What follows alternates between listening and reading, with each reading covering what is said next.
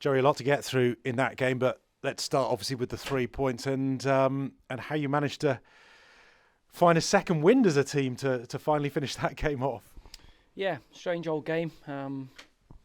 Got ourselves in a commanding position, and I think the injury to Connor Taylor really affected us. Pablo's played holding midfielders for us before. He hasn't had a lot of game time, and we literally got no defenders, so we had to go in there and do a shift, and that just caused a little bit of confusion, and I think a little bit of rustiness in terms of his performance contributes to him making a little bit of a rash decision and giving a penalty away. And we were on the ropes a little bit. Rochdale had all the momentum, but credit to the boys.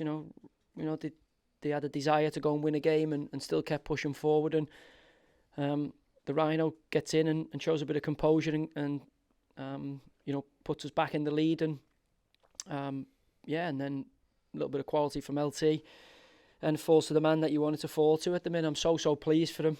We brought him to the club because we knew all the qualities he had, and obviously the first goal he scores is worth the admission fee alone. Him and Anthony Evans, Evo's free kick and Az's first goal were worth getting out of bed for today.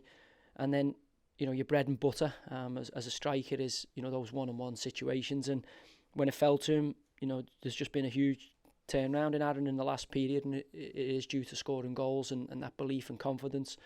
And today I thought his overall performance was superb, and so nice for him to get two real good goals. Different types of goals, but they'll do no world of good for the end for his confidence. I think his confidence will grow for that, because the gasheads who were in the stadium today now know just what a big player he can be for us. And all of a sudden he's your top scorer. In a matter of a few weeks, it's all clicked into place. What have you had to do with him over the harder times to ensure that he didn't lose heart? Again, just talking to him on a daily basis. Sometimes you've got to give him a little bit of a G up, and we kept encouraging him to shoot. I'm saying, look, when I watched you, the reason we took you was his ability to score goals from everywhere. And I just felt in the first part of it, he was maybe guilty of trying to play to teammates and almost waiting for a better opportunity, or trying to go that extra pass. And for him, it was the Oxford goal. I think he slams that one against Oxford with his left foot, and the other night, Tuesday night, he hits one that deflects in, and then sometimes for strikers you think, okay, my luck's changed a little bit here.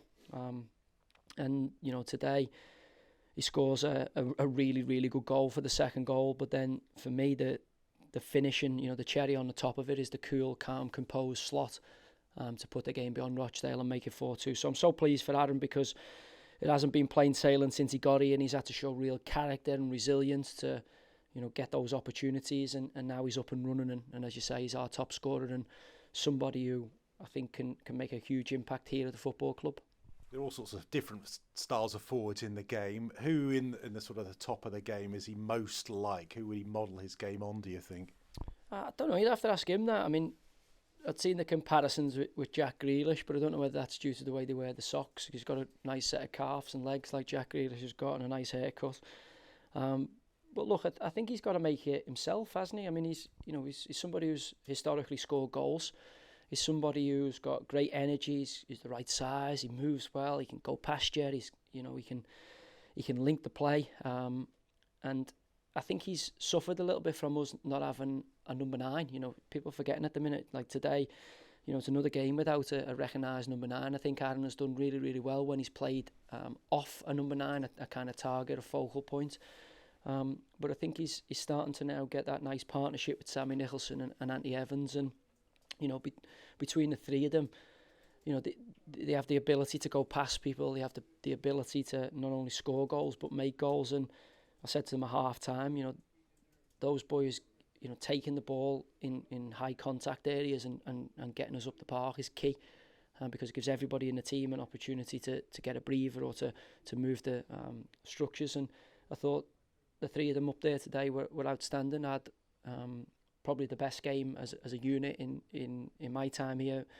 We asked them before the game, Rochdale want to play and pass, and they've got some good footballers in that back five, and we felt there'd be opportunities if we kept them under pressure.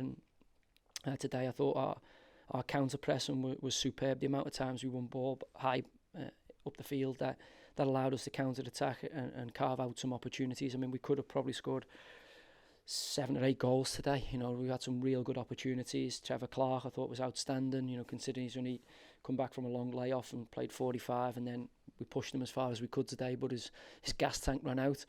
And as I say, the squad's been utilised. You know, we've got a lot of injuries at the minute. We've got suspensions, but you know, the boys found a way to win a game of football, and that's what it's about. You just got to beat whoever's next, and win that game in front of you, no matter who you've got. And our squad's being tested at the minute.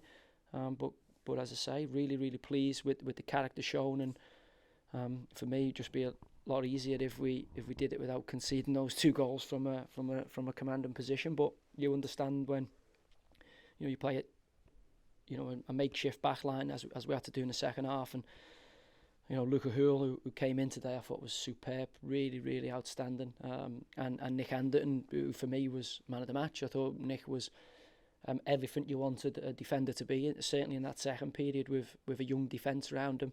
He won every single contact and set the tone in so many ways for a real good performance, and I'm really pleased for him as well, because it hasn't always been plain sailing for Nick, but the last month he's been outstanding.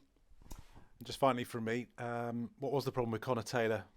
He got a kick in his calf on Tuesday night, and he wasn't moving particularly well in the first period, and he was saying his calf's tight, and obviously when we got in the half time it just seized up on him, so hopefully we've got to it beforehand, but we couldn't risk it. He just couldn't continue. So when you look around, you've got Alfie Kilgore out at the minute, you've got Keane suspended, you've got obviously Mark Hughes injured at the minute, so it was a case of right, who can play in there, and Pabs is the only one who could come into that. Young Niall Lovelock was in the squad today, and we left him out as the kind of spare player.